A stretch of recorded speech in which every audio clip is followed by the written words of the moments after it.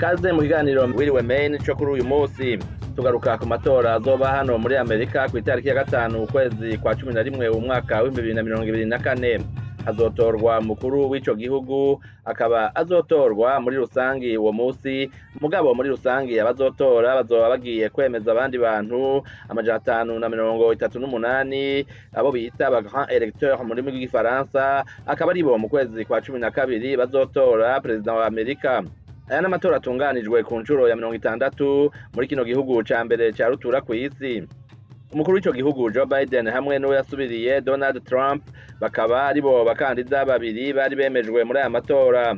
Ariko kuwa 21 ukwezi kw'indwi uyu mwaka Biden yavuze yuko atazitoza maze arakira ikibanza icegera ciwe Kamala Harris.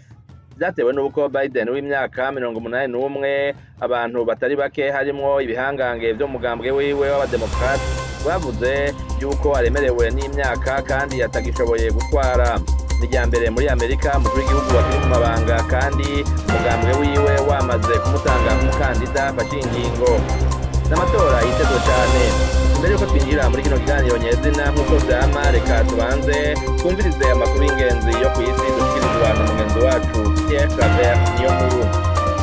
Amakuru avuga mu karere k'ibiyaga binini tuyahereye mu Burundi aho ico gihugu casubiye kugirana amasezerano yo gutemberanira n'ibihugu bitandukanye hadasabwa uruhusha rwa visa ku banyagihugu b'ivyo bihugu. Umushikiranganje w'imigenderanire y'u Burundi n'amakungu Albert Nshingiro yatangaje ko ivyo bihugu ari nka Serbia kiri ku mugabane wa Buraya aho aya masezerano yaramaze imyaka 2 ahagaritswe kubera abarundi benshi bisukiriyeyo.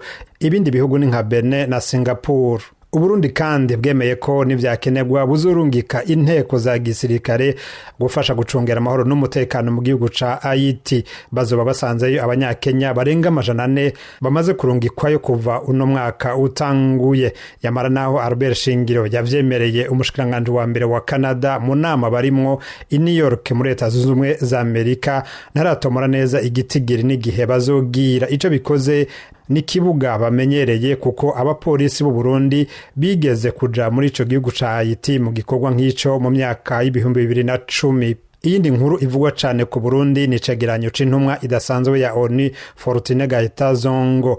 Uyu yerekanye ko agateka kazina muntu kabandanya guhonyangwa muri ico gihugu haba mu vyo gufungira abantu ubusa, abicwa, abanyuruzwa ndetse n'ugwaruka rw'imbonera kure gwegamiye mugambwe uri ku butegetsi rubandanya imyimenyerezo ya gisirikare. Gaitazongo afise amakenga ko amatora yimirije mu mwaka uza atamuco uzobamwo kuko abatavuga rumwe na leta baburabuzwa ku rubuga. Umwe mu baharaniye agateka kazina muntu mu Burundi Gervais Nibigira bishimangira agashima igikorwa c'iyo ntumwa.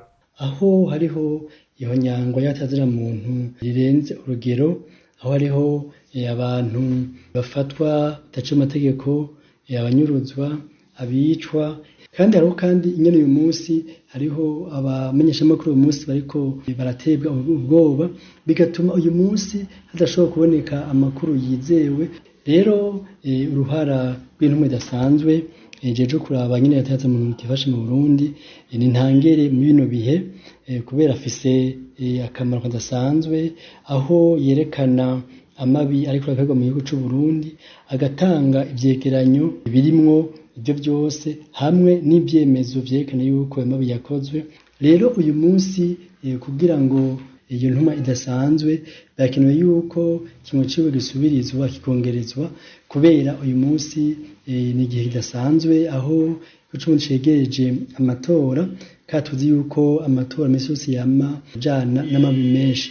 Rero leta ifise uruhare ntangere muri ayo mabeho mu gihugu kubera uyu munsi abona yuko abantu bose bagizwe amabi bose badahanwa kandi ugasanga umunsi ahubwo ko abantu baciye bahabwa amabanga yandi yisununuye.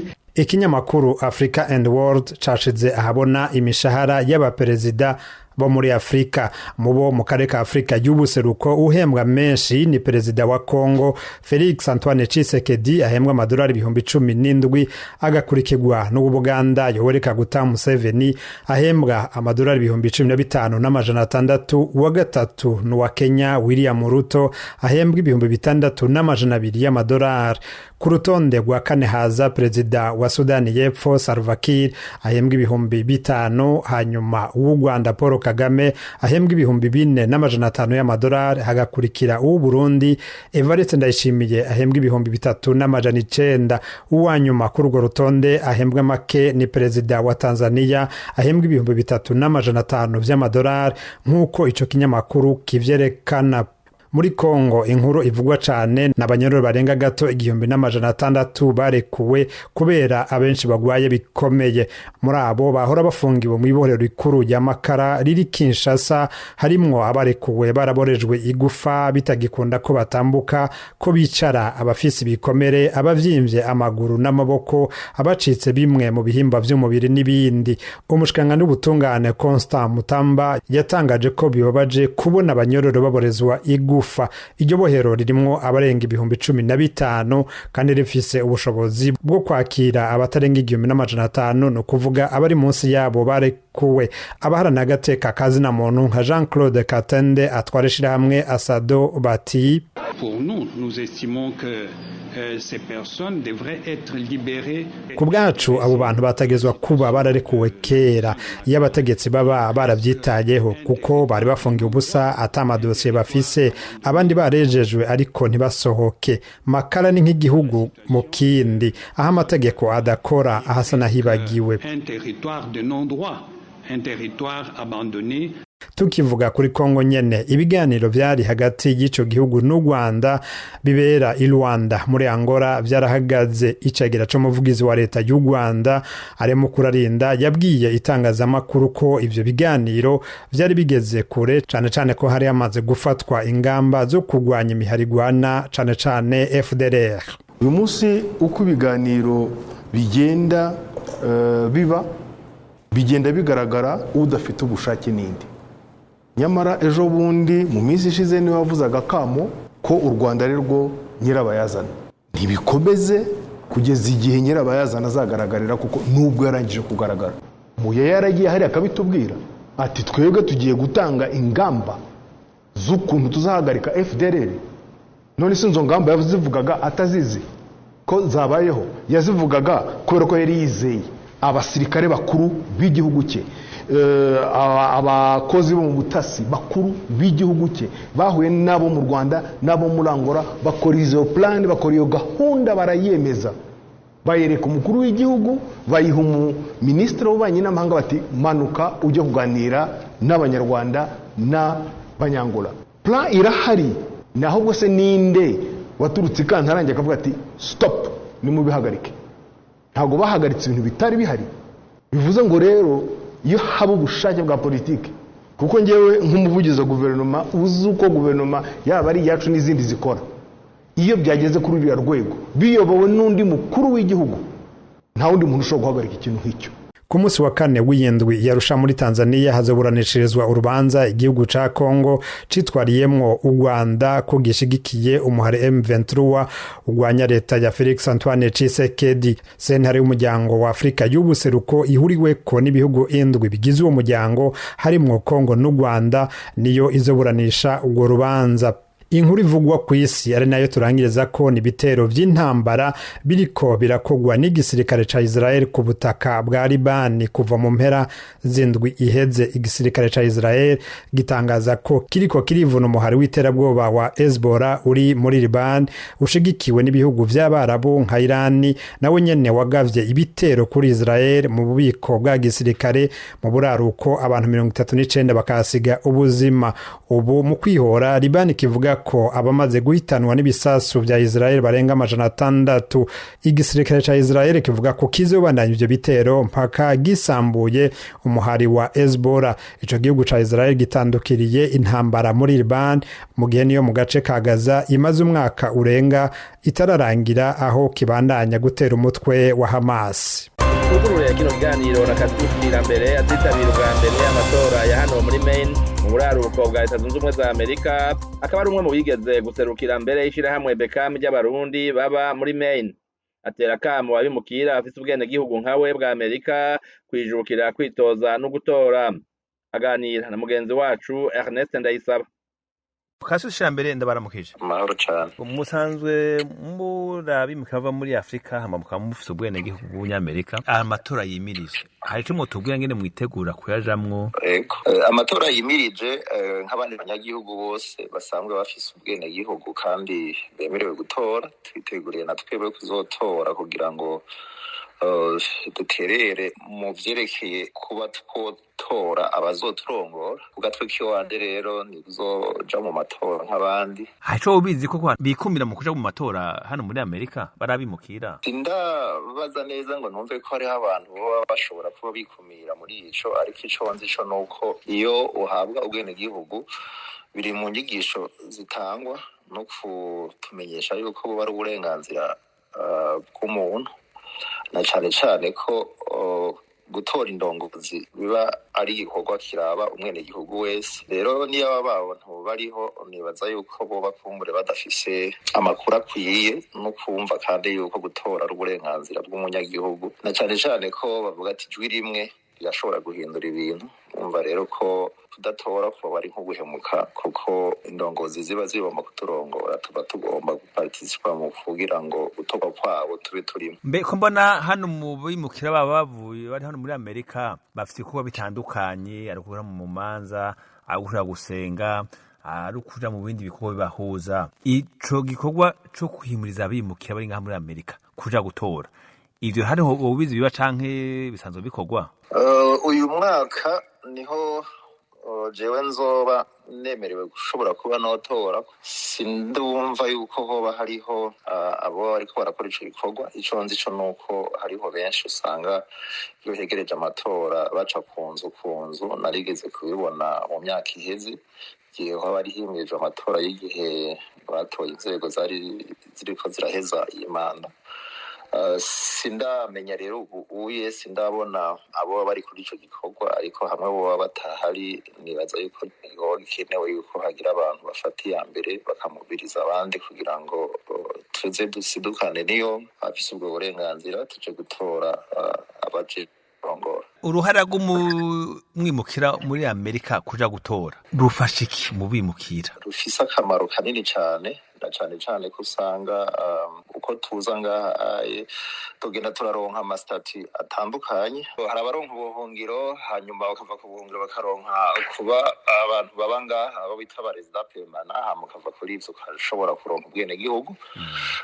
Abenshi muri abo hari ibibazo vyinshi usanga biba bibahanze, ariko twebwe rero mu gihe uba wamaze gushika kuri ubwo rwego bw'uko ushobora guparticipa mu bantu baza gutora abazodutwara, biba vyoroshe yuko natwe kumbure aba ari inzira imwe yo kugira ngo dutangure natwe kuba hariho abo duserukira canke abo tuvugira. Abimukira kuja mu matora ni igikorwa gikomeye cyane kandi tutabwiriza kwirengagiza, kuko nico kizoduha na twebwe ejo canke hirya y'ejo kumbure kumva ko turi abenegihugu nk'abandi.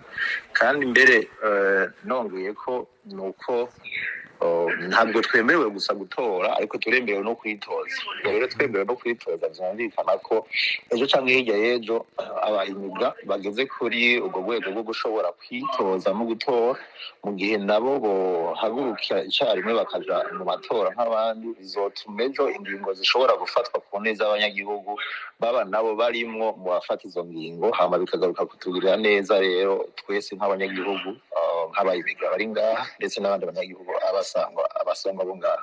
Komunite zacu z'abayimigra urabona nko ngaha muri Maine zigenda zirevuriwa buke kuri ibi vyo kugera ku bantu bashobora gutora no kwitoza. Urabona nko mu myaka iheze wasanga nko muri komunite yacu y'abarundi nk'abantu bafise nationalite batarenga nka 5-6 hano wabamenya. Mugabo no munsi kameme baramaze kugwira kubera uko imyaka ihera niko bagenda bariyongera.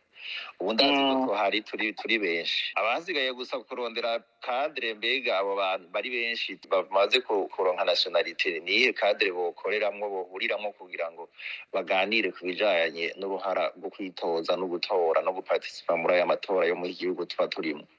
Hariho abagifise n'ubwoba bw'uko mengo iyo nationalité afise abwiza kuyikoresha mu byo kugira ngo gusa yibereho akora akazi n'ibiki mugabo ntiyumve ko mengo arafise uburenganzira bwo guparticipa mu mwene gihugu akumva ko mengo ni ikintu ahubwo bashobora no kumwaka demo marota sinzi ahanini cyo gufatira ko ngira ahanini bufatira ku kuba dusanzwe nyene education yacu kuva iwacu muri Afrika wamengo kuja mu amatora ugiye mu bintu bishobora guhitana ugasanga ubwo batora cabufise abavuye aguma gukurikirana ibi iyo ducamwo byo kurondera amazire tubirondera mu nzira zitandukanye umuntu ugasanga muri we yamba kumengo ni ntibinkwiye kumengo hari ibintu yumva kumengo wapi tiko nagize imana nkabironka ndeka jengene nitekanira singene guhangana n'aba bantu mu vyabo vya politiki yati ni birankuye nyene rubi ivyo ojo usanga twigize nk'ababa twabahari iwacu bavuga ati twebwe ivyo biraraba abahutu n'abatutsi bejo amatora abantu batoye urumva je nibaza ko hari nyine usanga ari ivyo ubundi nta kw'abana bacu bariko barakurira ngaha bigira ngaha ngira mu imyaka iri imbere uzoza usanga rero twumbure dufise abantu batwara siri bari mu nama nshingamateka mu nkenguza amateka kubera ko bo bazoba bevuriwe ngaha bari edike par iki twavuye hariya asanga hari ibintu biguma bidukurikira mwetwe bihindura gute ni ibinyere turiko turagira ikiganiro wamaye hanyuma ejo kizosirikira kumbure n'abandi bashobora gusirikirisha abantu bakagenda bumva buke niyo education civique mu banyagihugu ntaki abantu bashobora kugenda bakijuka uravye nk'abantu batijuka kuja mu matora kandi bafite uburenganzira arabimukira duhombike abantu bahombike kutaja mu matora usanzwe ufise uburenganzira bwo gutora nofata yuko ari kwiyima wenyine bw'iwawe uburenganzira bwo usanzwe ufise iyo rero wiyimye uburenganzira uba wikumiriye ni babandi ejo usanga ingingo ziriko zirafatwa usanga bavuga ati izi ngingo zafashwe si nziza kandi yarazi neza yuko uruhara yari afise rwo kugira ngo iyo ngingo ntishobore kugenda nk'uko atabyifuza ko inzira yonyine yari gucamo yari yuko yari gushobora nawe guhaguruka no kubwira n'abandi ashobora gushikira ko baja muri ayo matora kugira ngo bitorere ico bumva bashaka kandi bitorere indongozi babona yuko zishobora kuzobatunganiriza nk'uko babyifuza. None akamotera abakomba kwitoza canke baja mu matora ko baraka akamanotera abashobora kwitoza nuko batera intege ubwa mbere bahaguruke baje imbere hanyuma babwire abafise ubwene gihugu bashobora kubashigikira duhaguruke dufashanye tubwire ndetse n'aba babanyi tubana basanzwe ari abene gihugu twasanze ngaha kuko nabo nyene ntawovuga yuko batadushigikiye badashigikiye abimukira bimukira baba baraje kuba ngaha hariho ababa badushigikiye hariho n'abandi babakumbure bashigikiye abandi muzo amatora niko bigenda ariko twagarukana niyo nka twese abafise ubwo bwene gihugu abafise ubwo burenganzira tugaparticipa tukaba hamwe n'abandi mu vyerekeye gutora indongozi zibwiza ko turongora muri iki kiringo kigiye gutangura. Amatora ari ngaha muri Amerika uko ategurwa nuko abantu bayajamwo wobona icigwa canke akarorero ku yandi matora aba muri Afrika no mu bindi bihugu kubera ko ntarigira nja mu vyerekeye ngene amatora atunganywa cane iwacu muri Afrika naravuyeyo mvuze maze kumbure gutora mugabo uko navyumva nuko nabibona sinibaza yuko ari n'ibintu twava tugereranya n'ivyo ngaha kuko amatora y'iwacu muri Afrika nta rimwe nigeze numva ngo habura induru z'ingene yibwe n'ingene hatabayemwo umuco cane guhakana ko atabantu bashobora kuza kumbure kuyahagarikira kandi vyari vyiza ukibaza rero mbegana n'umuntu mu gihe aje kandi atashoboye gusanga ariko arakuza kugira ahagarikira arabe yuko amatora ari mu muco haba ingorane zihe zo kumwankira ugereranije rero no ngaha muri Amerika sinibaza ko ivyo bihari naco gituma indongozi ngira zitogwa usanga by'ukuri zikora ku neza y'abanyagihugu ariko baraba indongozi nazo zitogwa iwacu muri Afrika ukazosanga kumbure zimwe zirakora ku neza y'abanyamugambwe basanga iyo umugambwe nabo nyene kandi atari bose ko iyo amatora aheze usanga n'ivyo baba baremereye abo baba basanzwe bari kumwe rimwe na rimwe bidahezo ngo bishirwe mu ngiro ari navyo bikunda kuzana mbere n'injyane zikurikira misi yose nyuma y'amatora. Murakoze cyane gose kasishira mbere. Murakoze cyane namwe. Muri kino gihe amashirahamwe n'imirwi itari mike barakangurira abantu ibijanye n'amatora. Ubona ko amategeko ya Amerika ari menshi kandi agoye gutahura kuri bamwe usanga batahavukiye. Ihuriro mwaka ryo muri Maine risanzwe rigizwe n'amashirahamwe agera ku 103 riri mu bariko barakora ubukangurambaga. Jacqueline Mugwaneza turuka mu Rwanda akaba ari muri Mark yaganiriye na Mujamba Africa maze atubwira uko ibintu bitunganijwe. Aha hari kwa 16 ukwezi kw'icenda avuye mu nama yari yakoranirijwe abantu batari bake babimukira. Inama yarigamije gusobanurira abantu ikiza cyo gutora, ikiza cyo kwihitiramo abayobozi kugira ngo bakuganishe kuri development cyangwa kwiterambere wifuza. Ahanini twebwe abimukira tuba dufite ubwoba cyangwa se impungenge yuko ubuyobozi butadushigikiye, ugasanga umuntu ahora yikanga cyangwa yikandagira yumva ko hari uburenganzira atemerewe ibintu atemerewe gukora. Ariko urebye iyi forum yari yo kugira ngo bashishikarize abantu kugira contribution mu bijyanye na civil rights n'ibijyanye uburenganzira bwo gutora. Nk'umunyamerika w'umukira atuva kuja gutora ikintu mubwira niki? Icyo nabwira umunyamerika akeneye kujya atinya cyangwa akikandagira atabyimvamwo, ntabwo akwiye kwegera abantu bamutinyura, kuko iki gihugu koko biragaragara ko tudagisobanukiwe, ariko uburenganzira bw'umuntu nizo mbaraga z'iki gihugu. Uko witorera umuyobozi niko bigufasha kugera ku iterambere cyangwa kugera ku cyo wagamije wimuka uva muri ibyo bihugu byawe uza hano. Uko wibagirwa kujya gukora civil engagement cyangwa ibijyanye no kwitorera abayobozi birakudindiza mu iterambere, kuko abo wahisemo bashobora kutagufasha cyangwa batumva uburenganzira bwawe cyangwa bakakudindiza, ugasanga iterambere ryawe nta cyerekezo bifite. Jackie, twabonye abamama harimo abamama bava iwacu mu biyaga bigari, mvuze nk'umunyarwandakazi yibarije avuga ati tubafite nk'imbogamizi y'ururimi, ingiye dutahura ivyo bintu, ni nawe wabasemuriye igihe bariko barabaza. Hari abantu benshi batazi ko n'abatazi ururimi rw'icongereza bashobora kugira uburenganzira bwo kuja gutora. Bigenda gute? Bafashwa gute abo bantu ko uvyegereye wino babasemuriye? Icyo nabasobanurira nuko begereye inzego nk'izi zacu. Twebwe dukorera Mene Immigrant Right Coalition, hari ibigo bishinzwe gufasha abantu kuberekeza no kubayobora kugeza aho bagera mu kwiyandikisha, kuko hano ntabwo utora utiyandikishije. Hari urwego rwa mbere utangira kwiyandikisha, hari inzego zishobora kugufasha zikaguha ubufasha nk'imodoka transport, ukajya aho ushobora gutorera. Ikindi cya kabiri ni uko bashobora kugusobanurira no kuguha inyandiko zisobanura ibyo ugiye gukora.